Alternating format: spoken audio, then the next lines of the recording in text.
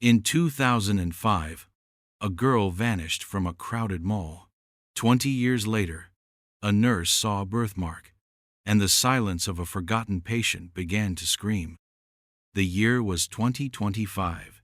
Nurse Sarah Jenkins moved through the quiet corridors of the Meadowbrook Care Facility, her shoes squeaking softly on the polished linoleum. It was a place of hushed routines, of days that bled one into the next, marked only by the changing shifts and the slow decline of its residents. Most had family, visitors who brought flowers or small comforts.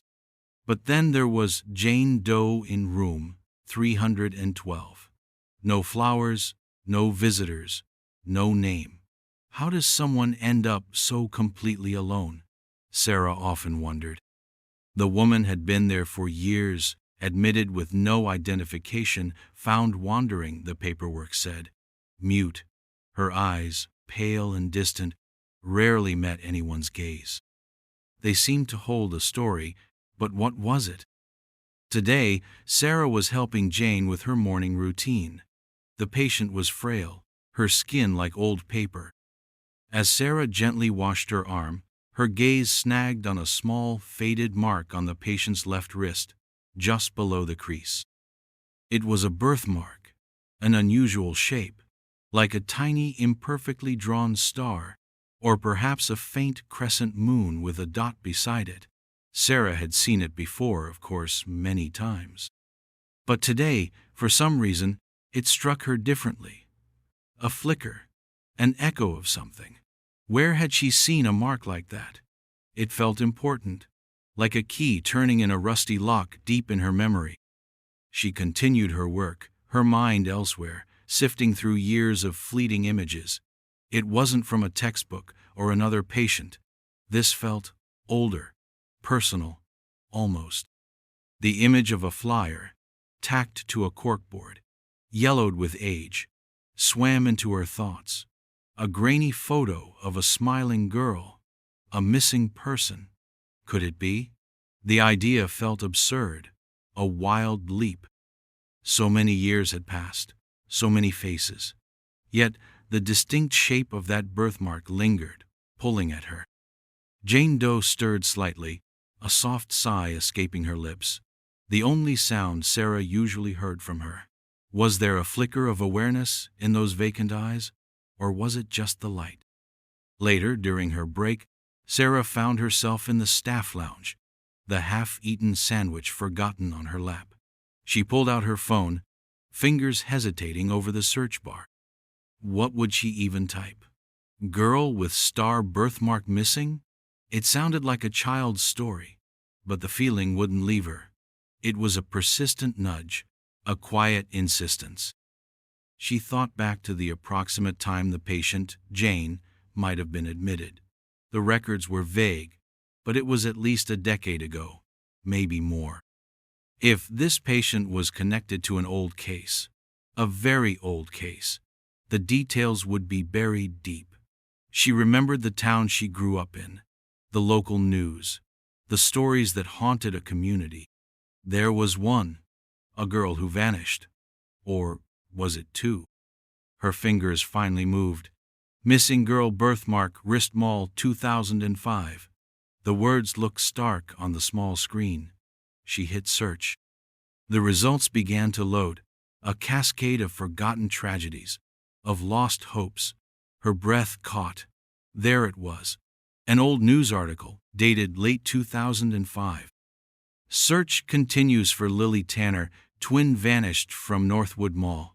Sarah clicked, her heart beginning to thump a slow, heavy beat against her ribs. The article was brief, the photo of Lily grainy, but beneath it, a description.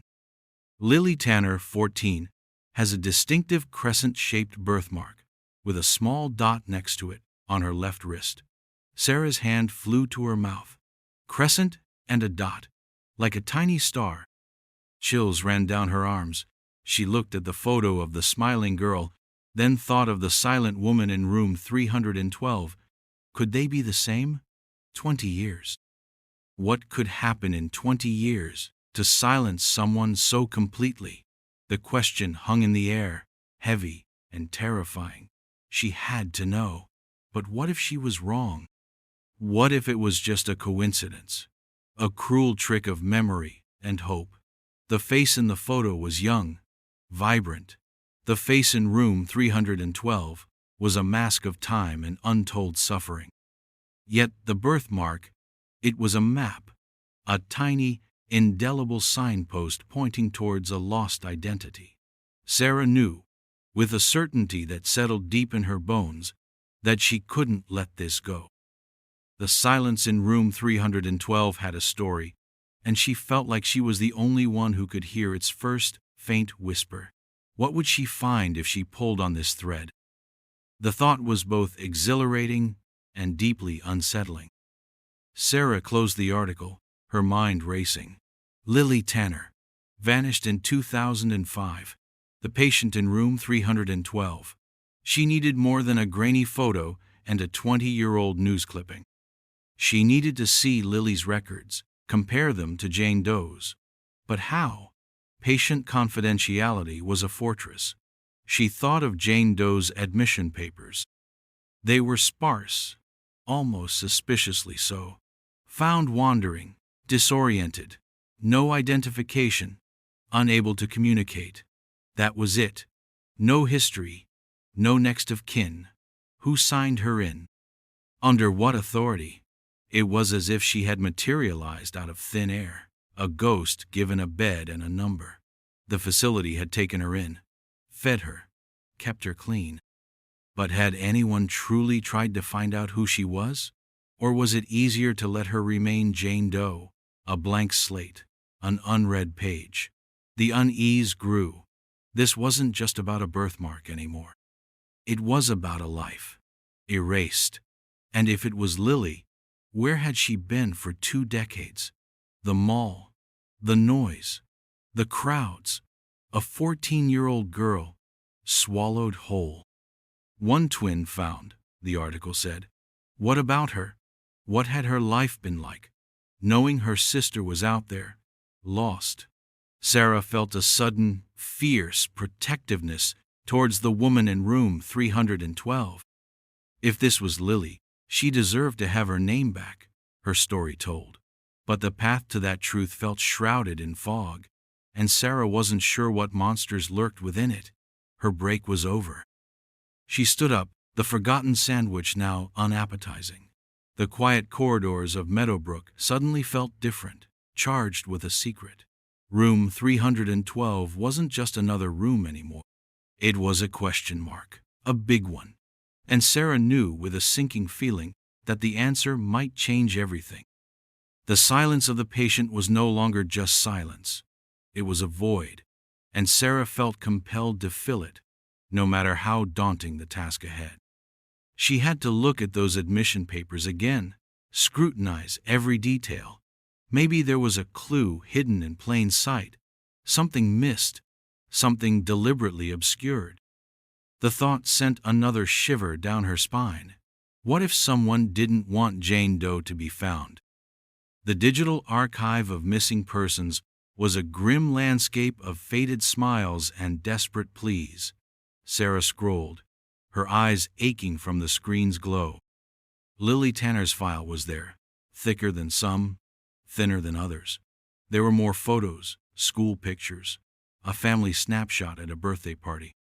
Lily and Mia Tanner, identical twins, their arms around each other, beaming.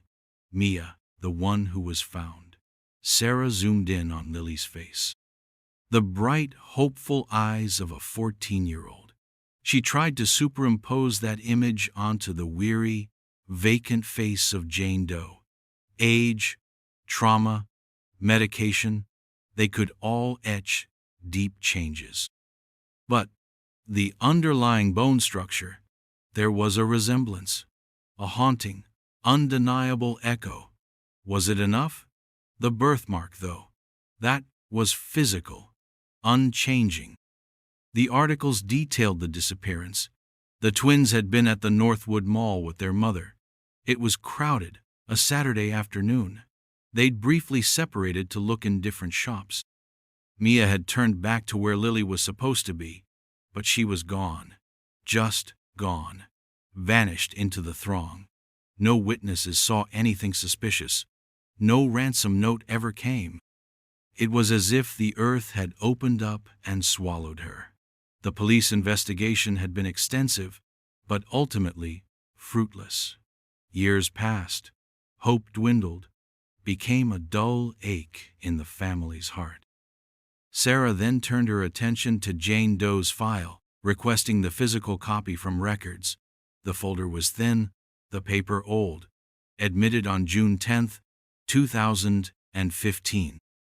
10 years after Lily vanished. Where had she been for that decade? The admission form was filled out by a Dr. Alistair Finch from the Willow Creek County Shelter. Sarah didn't recognize the name or the shelter. A quick search for Willow Creek County Shelter yielded nothing. No such place seemed to exist now, or even then, in any official capacity. Strange. The diagnosis was unspecified dissociative disorder, nonverbal.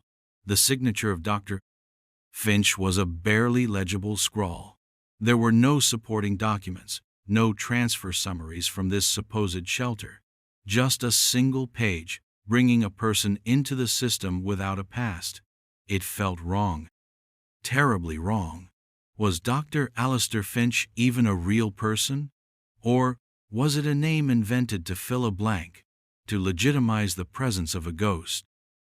Sarah compared the handwriting on the admission form to other documents from that period. It didn't match any of the facility's regular admitting physicians. This was an anomaly, a loose thread in an otherwise tightly woven bureaucratic fabric. Who had the authority to admit a patient with such flimsy paperwork from a non-existent shelter? The more she looked, the more it seemed like Jane Doe's entry into Meadowbrook was designed to be untraceable, a clean break from whatever life she had before. Why would someone do that? To protect her? Or to hide her? The silence of the patient took on a new, more sinister dimension. It wasn't just an inability to speak. It felt like a gag, imposed by circumstance or by someone's deliberate action. Sarah felt a growing anger. If this woman was Lily Tanner, she had been robbed of 20 years, of her identity, her family. The system, designed to care for the vulnerable, had instead become her prison, albeit a quiet one. She thought of Mia Tanner, the twin who had lived with that loss. What would this revelation do to her? The weight of it pressed down on Sarah. She was no detective, just a nurse. But she had stumbled upon something that felt vast and dark. She needed to talk to someone, but who? Going to her superiors with this, a half-baked theory based on a birthmark and a hunch, felt risky. They might dismiss it, tell her to focus on her duties. They might even try to bury it deeper if there was any hint of liability for the facility. No, she had to be careful. She needed more. Something concrete. Maybe she could try to find this Dr. Alistair Finch. Or perhaps find out what really happened to the Willow Creek County Shelter. If it never existed, then the entire admission was a fabrication, and that was a crime. The faint, star-like mark on Jane Doe's wrist seemed to pulse in Sarah's memory. It was more than a birthmark now. It was a brand, a symbol of a stolen life. Sarah's next move was to discreetly ask around. She approached Martha, a senior nurse who had been at Meadowbrook for over 30 years. Martha had a memory like a steel trap for gossip and institutional history. "Martha," Sarah began casually during a quiet moment at the nurse's station, "do you remember when that Jane Doe in 312 was admitted? Or anything about a Dr. Finch? Or a Willow Creek shelter?" Martha frowned, tapping a pen against her chin. "Jane Doe, the quiet one? Been here ages, let me think." Her eyes unfocused for a moment. "Finch. Doesn't ring a bell. Willow Creek shelter? Nope. Most of our Jane and John Does back then came from City General if they were found on the streets. or state psychiatric if they were long-term transfers. This one was different, wasn't she? Martha's voice lowered. Always thought there was something odd about her intake. Paperwork was thin, even for a doe. Came in on a quiet evening, no fuss. Just appeared. No fuss. Just appeared. Those words echoed Sarah's own unsettling feelings. Did anyone ever try to get her to talk? Or identify herself? Sarah pressed. Martha shrugged. In the early days, sure. Therapists, specialists, nothing. Like talking to a statue. Eventually, they just stopped trying. She was harmless. No trouble. Became part of the furniture, I suppose. Part of the furniture. The phrase made Sarah's stomach clench. This was a human being, not an object. How could they give up so easily? The wall of silence around Jane Doe wasn't just her own mutism. It was built by the system, by indifference, by the slow erosion of curiosity. Sarah felt a profound sadness for the woman in room 312.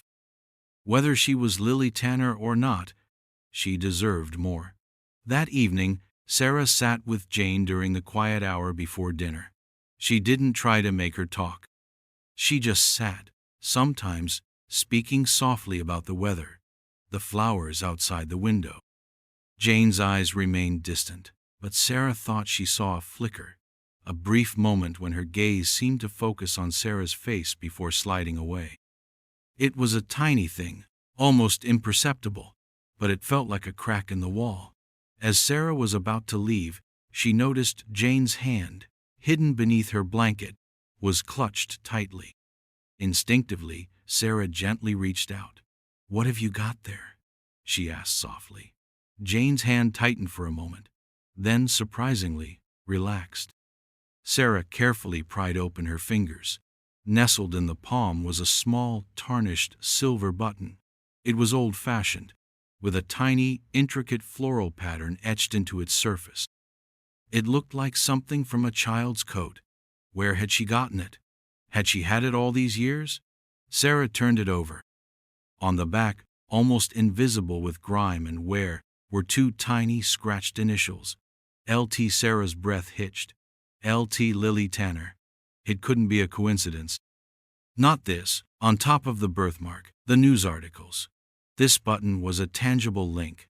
A piece of Lily's past clutched in the hand of this silent woman. The weight of the discovery was immense. This changed everything. This wasn't just a hunch anymore. This was evidence. The silence in the room suddenly felt charged, vibrating with unspoken history.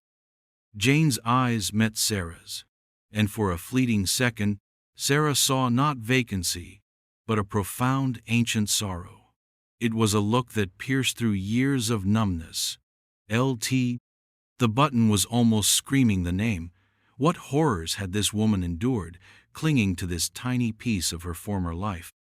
The initials L.T. on the button burned in Sarah's mind. Lily Tanner. It had to be.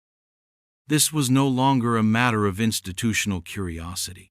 It was a human tragedy unfolding in slow motion, right under their noses. Sarah knew her next step, as daunting as it felt, was unavoidable. She had to contact Mia Tanner, Lily's twin. How do you tell someone that the sister they'd mourned for 20 years might be alive, but lost in a different way? Sarah found Mia Tanner online easily enough. She was a teacher in a nearby city, her profile picture showing a woman with kind eyes, eyes that looked so much like Lily's younger self, and yet also held a shadow, a permanent mark of an old grief. Sarah spent an entire evening drafting an email, writing and deleting, trying to find words that were gentle yet direct, hopeful yet cautious. She couldn't make promises she couldn't keep. "Dear Miss Tanner," she finally wrote, "my name is Sarah Jenkins, and I am a nurse at Meadowbrook Care Facility. I am writing to you about a sensitive matter regarding a patient under our care. This patient was admitted some years ago without identification and has remained unable to communicate her identity. Recently, I observed a unique birthmark on her wrist, and in researching it, I came across information about your sister Lily. There are resemblances. I also found a small, personal item that may be significant." She paused, then added, "I understand this may be difficult to receive, and I don't want to cause undue pain or false hope. But I felt I had a duty to reach out. If you would be open to it, perhaps a visit could be arranged." She hit send before she could second-guess herself again. The reply came faster than she expected, early the next morning. It was short, almost breathless. "Miss Jenkins, I don't know what to say. Lily, after all this time? Please, tell me more. When can I come?" The raw hope, edged with palpable fear, was clear even in the typed words. Sarah called Mia later that day. Mia's voice was shaky, filled with questions Sarah couldn't fully answer. Sarah explained what little she knew about Jane Doe, her silence, the birthmark, the button. She tried to prepare Mia for what she would see, a woman changed by time and unknown hardships, not the vibrant 14-year-old twin she remembered. "I need to see her," Mia said, her voice thick with emotion. "Even if it's not her, I have to know." They arranged for Mia to visit the following afternoon. Sarah felt a knot of anxiety tighten in her stomach. What if Mia saw no resemblance? What if the patient showed no sign of recognition? This could break Mia's heart all over again. Or, what if it was Lily? What then? The implications were staggering. The next day, Sarah met Mia in the facility's small, impersonal waiting area. Mia Tanner was smaller than Sarah had imagined, her face etched with a tension that spoke of years of unresolved sorrow. She clutched her purse tightly, her knuckles white. "Thank you for doing this," Mia said, her voice barely a whisper. "No matter what, thank you." Sarah led her down the corridor to room 312. With each step, the silence seemed to grow heavier. Sarah could feel Mia's trembling, a fine tremor that ran through her arm as they walked. Outside the door, Sarah paused. "Are you ready?" Mia took a deep breath, her eyes closed for a moment. She nodded, a single, sharp movement. "As I'll ever be." Sarah pushed open the door. Jane Doe was sitting in her usual chair by the window, gazing out at the manicured lawn, her expression unchanging. The afternoon sun cast long shadows across the room, making her face seem even more gaunt, her eyes darker. She didn't turn as they entered. Sarah gently touched her arm. "Jane," she said softly, "you have a visitor." The patient slowly, mechanically, turned her head. Her pale eyes, usually so distant, drifted towards Mia. For a moment, there was nothing. Just the sterile silence of the room, the ticking of the clock on the wall, the sound of Mia's ragged breathing. Then, Mia made a small, choked sound. She took a hesitant step forward. "Lily," she whispered. The name, a fragile breath in the still air. The patient's eyes, those empty, haunted eyes, flickered. Just a tiny movement, a change in the light, but it was there. Did she recognize the name or the voice?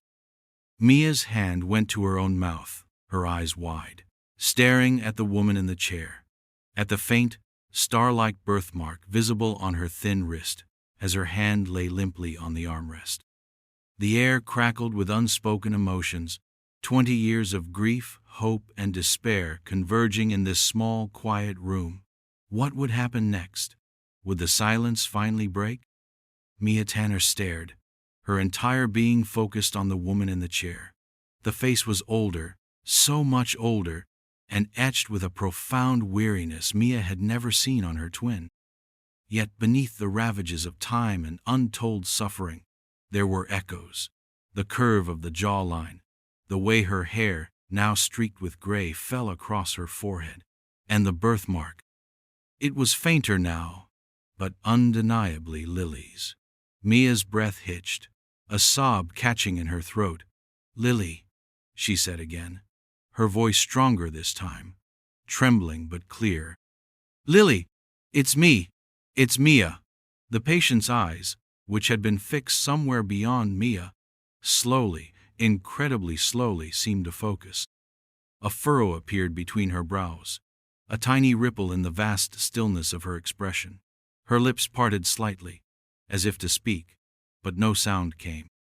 Mia took another step, then another, until she was standing directly in front of her. She sank to her knees, her eyes level with the patient's. Tears streamed down Mia's face, unchecked. "Oh, Lily," she wept, her voice breaking. "What happened to you? Where have you been?" Sarah watched, her own heart aching, feeling like an intruder on this deeply personal, fractured reunion. This was the moment of truth. The patient's gaze remained on Mia's face, a strange, unreadable intensity brewing in their depths. Her hand, the one with the birthmark, twitched. Mia reached out tentatively, her fingers trembling, and gently took that hand. It was cold, unresponsive. "Lily, please," Mia pleaded, her voice thick with desperation. "If you know me, please, give me a sign. Anything." The seconds stretched into an eternity. The silence in the room was a physical weight. Then, the patient's fingers, frail and weak, moved within Mia's grasp. They tightened just a fraction, a barely perceptible pressure. Mia gasped. And then, the patient's other hand, the one that had clutched the silver button, lifted slowly, shakily. With an immense effort, she raised it towards her own face, her gaze still locked on Mia. Her lips moved again, a dry, rasping sound emerging. It wasn't a word, not yet. But it was a sound. A voluntary sound. Mia leaned closer, her ear almost touching the patient's lips. "What is it, Lily? What are you trying to say?" The patient's breath was shallow. Her eyes, for the first time Sarah had ever seen, seemed to hold a flicker of something other than vacancy. Was it recognition? Fear? Pain? Then, very slowly, her thumb traced a letter on her own palm. An M, then an I, then an A. M-I-A. Mia. Mia's name. A choked cry escaped Mia. She clutched the patient's hand to her cheek, her shoulders shaking with violent sobs. "Yes," she cried. "Yes, it's Mia. You remember. Oh God, Lily. You remember." The patient's eyes closed, a single tear tracing a path down her weathered cheek. It was Lily. After 20 years lost in a silent world, a flicker of her identity had finally, painstakingly, broken through. The dam of silence hadn't burst, but a crack had appeared. And through that crack, a name, a memory, had emerged. Sarah felt tears welling in her own eyes. This was it. This was Lily Tanner. But the relief was tinged with a profound dread. If she remembered her name, her sister's name, what else did she remember? What horrors had kept her silent for so long? The journey to find Lily was over.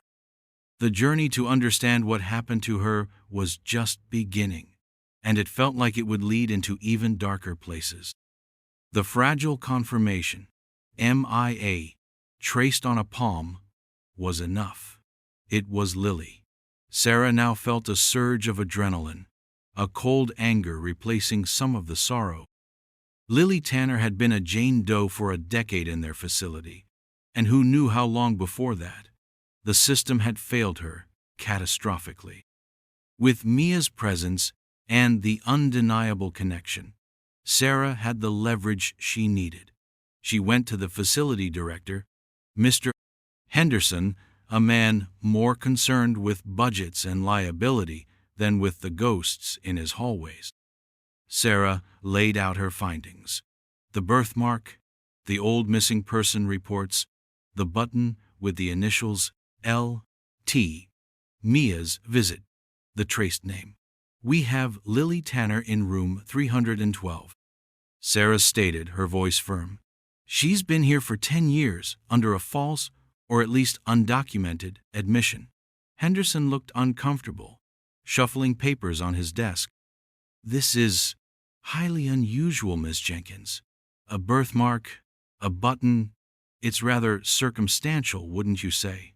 His attempt to downplay it fueled Sarah's resolve. Her twin sister recognized her. She responded to her name. The patient traced Mia on her hand. That's not circumstantial, Mr. Henderson. That's a breakthrough, he sighed, leaning back in his chair. The admission paperwork, as you noted, is irregular. Dr. Alistair Finch, Willow Creek County Shelter, these are not familiar to us. He was already distancing the facility. We need to investigate how she came to be here, under whose authority she was admitted with such incomplete records.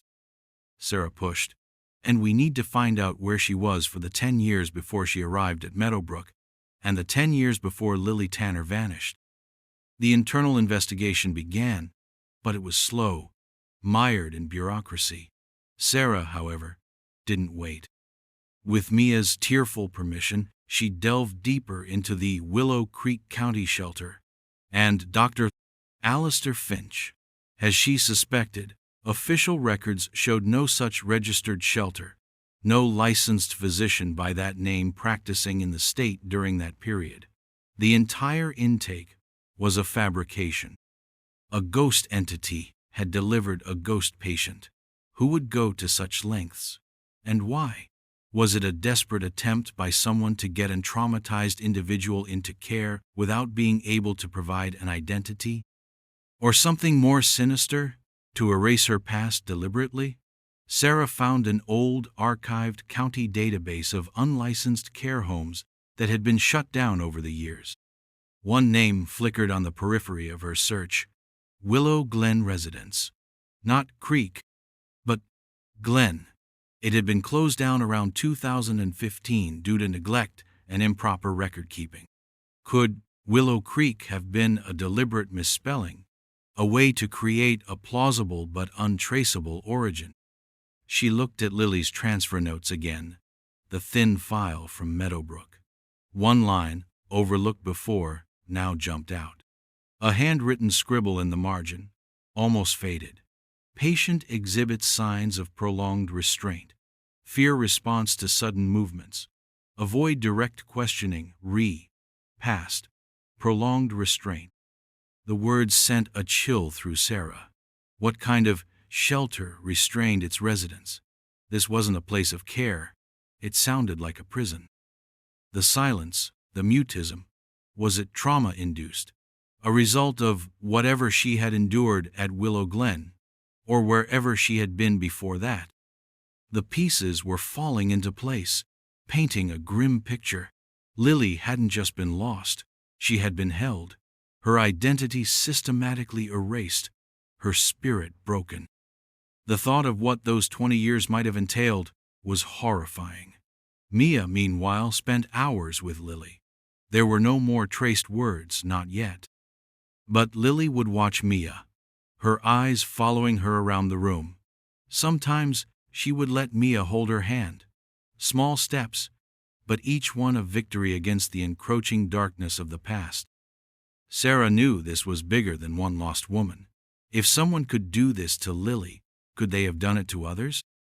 The ease with which Jane Doe had been absorbed into the system, no questions asked, was a terrifying indictment. How many other silent, forgotten patients were there, in Meadowbrook or other facilities, their pasts deliberately obscured, their identities stolen? The thought was a cold stone in Sarah's stomach. The Willow Glen residence lead felt critical. What secrets were buried in its closed-down records, if any still existed? And who was behind it? Sarah became obsessed. Every spare moment was spent digging into the defunct Willow Glen residence. It had been a privately run facility, ostensibly for individuals with severe behavioral issues or those who couldn't cope in mainstream care. But the closure reports, when she finally unearthed a summary through a public records request, spoke of understaffing, unsanitary conditions, and allegations of patient mistreatment. Crucially, the records mention that many patients were transferred out hastily before the official shutdown, some to state facilities, others to private arrangements. Were these arrangements as shadowy as Lily's admission to Meadowbrook? The name of Willow Glen's director kept appearing, a Dr. Evelyn Hayes, a woman known for her unorthodox methods and for taking on difficult cases that other institutions wouldn't touch. Could Dr. Hayes be connected to the fictitious Dr. Alistair Finch? Or was Finch a subordinate, a phantom signature used to move patients off the books? Sarah felt she was on the edge of something much larger, a pattern of neglect and concealment. She started cross-referencing admission dates of other long-term, unidentified patients at Meadowbrook with the approximate time of Willow Glen's closure. It was a long shot, sifting through hundreds of files, looking for similar anomalies. Vague admission notes, questionable referring physicians, patients who were silent or had profound memory loss. Then she found one. John Doe, room 204, admitted in late 2014, about 6 months before Lily, as Jane Doe, had arrived. His paperwork was also sparse, signed by a Dr. A. Finnegan from a Creekwood Transitional Care, another non-existent entity. John Doe was also mute, his eyes holding the same vacant, haunted look as Lily's. He had no identifying marks mentioned in his file, but Sarah felt a cold dread. Was Creekwood another alias for a Willow Glen offshoot, or a similar operation? How many names, how many false fronts were there? The pattern was emerging, faint but undeniable. Unidentified, traumatized individuals being quietly absorbed into the long-term care system, their pasts wiped clean. Who were these people? Were they all missing persons like Lily? Had Willow Glen, or places like it, become a dumping ground, a place to make inconvenient people disappear? Sarah shared her suspicions with Mia, who listened with growing horror. "You mean Lily might not have been the only one?" Mia whispered, her face pale. They did this to other people? The thought that her sister's suffering might be part of a larger systemic abuse was almost too much to bear. But it also fueled a new, fierce determination in Mia. If others were lost like Lily, they had to be found. They had to expose this. Sarah then remembered a detail from an old news report about Lily's disappearance. Another young person, a teenage boy named Daniel, had gone missing from a town near Northwood Mall about 6 months before Lily. His case was never solved. Could John Doe in room 204 be Daniel? It was a wild leap, based on nothing but timing and a similar pattern of institutionalization. But Sarah couldn't shake the feeling. She discreetly looked for any information, any old photos of Daniel. His file at Meadowbrook listed no distinguishing features. But what if they hadn't looked hard enough? What if the trauma had changed him so much he was unrecognizable? The silence of these patients felt like a shared language of suffering. Sarah found herself looking at every long-term resident with new eyes, wondering about their stories, their lost names. Meadowbrook, once a place of quiet routine, now seemed to her a repository of secrets, a library of stolen lives. The name Dr. Evelyn Hayes echoed in her mind. This woman, the director of the neglectful Willow Glen, felt like the key. Was she the architect of this system of erasure, or just one complicit cog in a much larger, darker machine? The thought that this wasn't an isolated incident, but a horrifying pattern, was terrifying. Lily wasn't just a lost twin. She was a victim of something calculated and cruel. And there were others. How many others?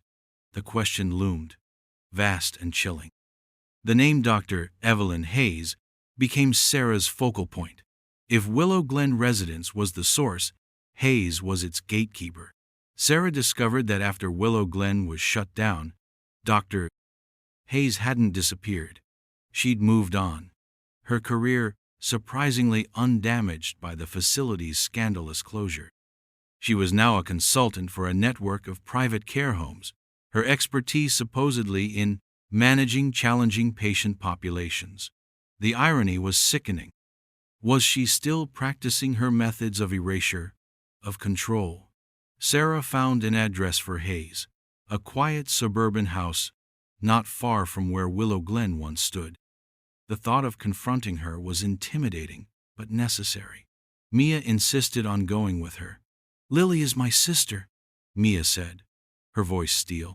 "If this woman knows what happened to her, what she did to her and others, I need to look her in the eye." They drove to Hayes's house on a gray Saturday morning. It was an ordinary house, with a neatly kept garden, a stark contrast to the darkness they associated with its owner. Sarah felt a tremor of fear. What if Hayes refused to speak to them? What if she called the police? But the thought of Lily and the unknown John Doe in room 204 pushed her forward. Dr. Hayes answered the door herself. She was an older woman, perhaps in her late 60s, with sharp, intelligent eyes and an air of professional detachment. She didn't seem surprised to see them, or perhaps she was just very good at masking her reactions. "Can I help you?" she asked, her voice calm, almost placid. Sarah introduced herself and Mia, explaining they were there about a former patient of Willow Glen, a patient now identified as Lily Tanner, and about other patients transferred under questionable circumstances. Dr. Hayes's expression didn't change. "Willow Glen was closed many years ago," she said smoothly. "My memory of individual patients from that time is, understandably, not perfect." Her composure was unnerving. "We have records," Sarah pressed, "or rather, a lack of them. Falsified admission papers, patients admitted to other facilities under false names, from non-existent shelters. Patients like Lily Tanner, who lost 20 years of her life." Mia stepped forward, her voice trembling but firm. "My sister. What did you do to my sister?" Dr. Hayes finally showed a flicker of something. Annoyance, perhaps. "Young woman, I understand your distress, but Willow Glen took in individuals no one else would. Many were unidentified, deeply traumatized, unable to care for themselves. We provided a sanctuary. If their identities were lost along the way, it was often because they had no identity to begin with, or their trauma had already erased it." Sanctuary? Sarah thought of the note. Prolonged restraint. This was no sanctuary. "You created false identities for them," Sarah accused. "Dr. Alistair Finch, Willow Creek Shelter. These were your fabrications, weren't they? To move them, to hide them, to make them untraceable." Dr. Hayes's eyes narrowed. "We did what was necessary to ensure they received ongoing care. The state system was, and is, overwhelmed. Sometimes unconventional methods are required for the greater good." Her justification was chillingly bureaucratic, devoid of empathy. "The greater good?" Mia's voice rose, anguished. "My sister was 14. She had a family, a life. You didn't save her. You buried her alive." Suddenly, Lily's voice, frail but clear, echoed in Sarah's memory. A single word spoken during one of Mia's visits, a word Mia had tearfully relayed to Sarah later. "Cold," Lily had whispered, shivering, though the room was warm. "Cold lady." Mia had thought it was a random utterance, but now, looking at Dr. Hayes's icy composure, Sarah wondered, was there a cold lady at Willow Glen, Dr. Hayes? Sarah asked, her voice quiet but piercing. Dr. Hayes's placid mask finally cracked. A flicker of something unreadable, fear, memory, crossed her face before it was smoothed away. I have nothing more to say to you," she said, her voice suddenly brittle. She moved to close the door. "This isn't over," Mia vowed, her eyes blazing. "We'll find out what you did, for Lily, and for the others." The door shut with a decisive click, leaving them standing on the porch, the silence heavy. Dr. Hayes was hiding something. The cold lady comment, Lily's whispered word, suddenly felt like a key. Hayes was at the center of this web, and her cold, detached explanation was not the end of the story, but a confirmation of their worst fears.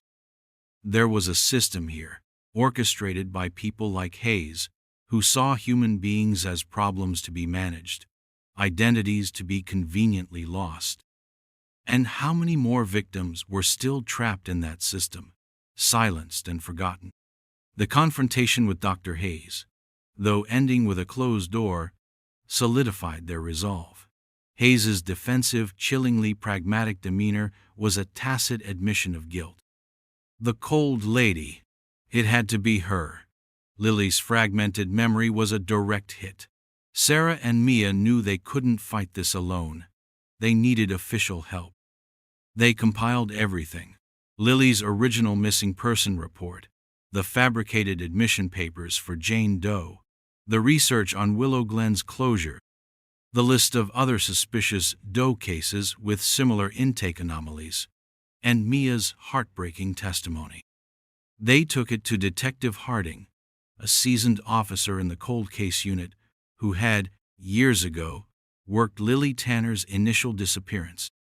Harding listened patiently, his expression growing grimmer as Sarah and Mia laid out the timeline, the systematic erasure of identities. The birthmark, the button, Lily's traced name, her whispered cold lady. It painted a compelling, horrifying picture. Dr. Evelyn Hayes, Harding mused, tapping the file. Her name has come up before, peripherally, in connection to complaints about patient care standards. Never enough to stick. But this pattern you're suggesting. He looked from Sarah to Mia. If this is true, it's monstrous. The official investigation, re-energized by Harding's involvement, began to move with more force. Search warrants were issued for Dr. Hayes's records, for any remaining archives from Willow Glen, and for access to patient files in facilities where Hayes had consulted. It was a slow, painstaking process, unraveling years of deliberate obfuscation. Meanwhile, at Meadowbrook, something remarkable happened. Lily, with Mia's constant, loving presence, began to emerge, little by little, from her cocoon of silence.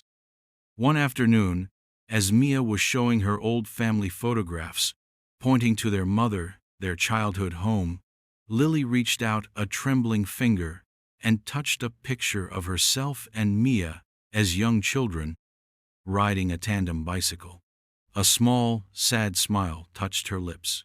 Then she spoke. Her voice was raspy, weak, like an unused instrument. "Mia," she whispered. Just her sister's name, clear and unambiguous. Mia burst into tears, hugging her gently. "Yes, Lily, it's me." Later that week, she said another word: bike. Then, home. Fragments of a life resurfacing. The trauma was still immense, her memories fractured, but the core of who she was, Lily Tanner, was fighting its way back. The investigation into Dr. Hayes and the network of facilities she was connected to started to yield disturbing results. They found more patients institutionalized under questionable circumstances, their identities obscured, their pasts erased. Some were, like Lily, missing persons. Others were individuals deemed problematic by their families or by society, quietly shunted into these shadowy institutions where they could be forgotten. The motive seemed to be a grim combination of financial opportunism, collecting state or private funding for these ghost patients, and a chilling desire for control, for making inconvenient people disappear. Dr. Hayes, it turned out, had perfected a system of taking in vulnerable individuals, breaking their connection to the outside world through isolation and possibly medication, and then reassigning them new, untraceable identities before transferring them to unsuspecting long-term care facilities. The Dr. Finch and Dr. Finnegan signatures were indeed hers, or those of a complicit associate, using easily confusable names of non-existent clinics. The twist wasn't a single hidden villain, but a systemic rot facilitated by people like Hayes who exploited loopholes and human indifference. The cold lady was not just cold in demeanor, she was cold in her calculated destruction of lives. As the evidence mounted, Harding prepared to make arrests. The full scale of it was still emerging, but it was clear this was a conspiracy that had affected dozens, perhaps hundreds, over decades. For Lily, the truth was both a liberation and a new source of pain.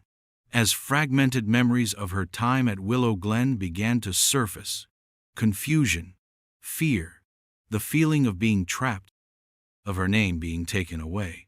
One day, looking at a news report about Hayes's impending arrest, Lily turned to Mia, her eyes filled with a dawning, terrible understanding.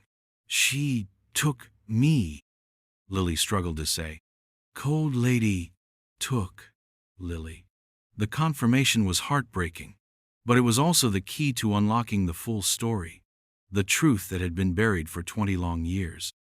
The arrest of Dr. Evelyn Hayes sent shockwaves through the healthcare community. Several of her associates were also implicated. The media dubbed it the Lost Souls case. For Mia and Sarah, it was a moment of grim validation. The system they had suspected, the horrifying pattern of erased identities, was real. But any sense of victory was overshadowed by the immense human cost. Lily Tanner had her name back. She was slowly, painstakingly, rebuilding a connection with Mia, relearning the world she had been stolen from. The trauma of those 20 years was a deep wound, one that might never fully heal. She would likely need care for the rest of her life, but now it would be care with love, with family, with her own name. Her voice grew a little stronger each day. She started asking questions, simple ones at first. "Mom?" she'd ask Mia, a heartbreaking reminder of the mother who had passed away years ago, never knowing if Lily was alive. Mia had to gently explain, holding Lily's hand as she wept for a past she was only just beginning to reclaim. The John Doe in room 204 was eventually identified as Daniel Peterson, the boy who had vanished months before Lily. His family, who had also lived in limbo for 2 decades, finally had an answer, albeit a tragic one.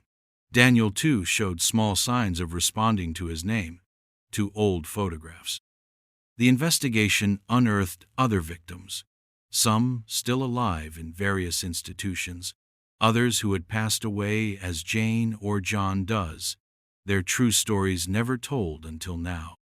Each identification was a bittersweet moment, a name restored, a family given closure, but also a stark reminder of the years stolen, the suffering endured. Sarah Jenkins continued her work at Meadowbrook, but she was changed. She looked at every patient with a new intensity, a new determination to see beyond the diagnosis, beyond the silence. She became an advocate within the system, pushing for better identity verification protocols, for more thorough investigations into the backgrounds of unidentified patients. The fight was far from over. Dr. Hayes and her accomplices would face trial, but the legal process would be long and arduous.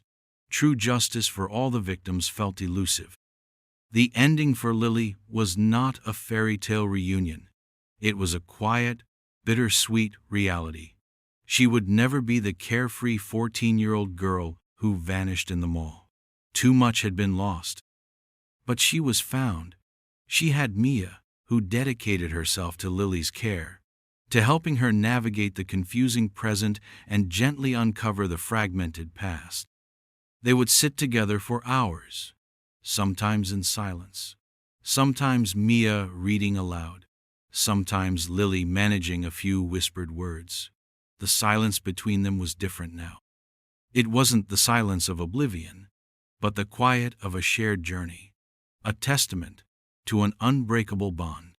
One evening, as the sun set, casting a warm glow into Lily's room, she reached for Mia's hand. "Mia," she said, her voice soft but clear. "Stay." Mia squeezed her hand. "Always, Lily, I'll always stay." It wasn't a full resolution, not a neat and tidy ending. The darkness of what happened would forever cast a shadow. But in the small acts of love, in the rediscovery of a name, a sister, a self, there was a profound human resilience. A quiet closure, born not of forgetting, but of finally, painfully, remembering. Have you ever heard of anything like this? Share your thoughts or stories in the comments.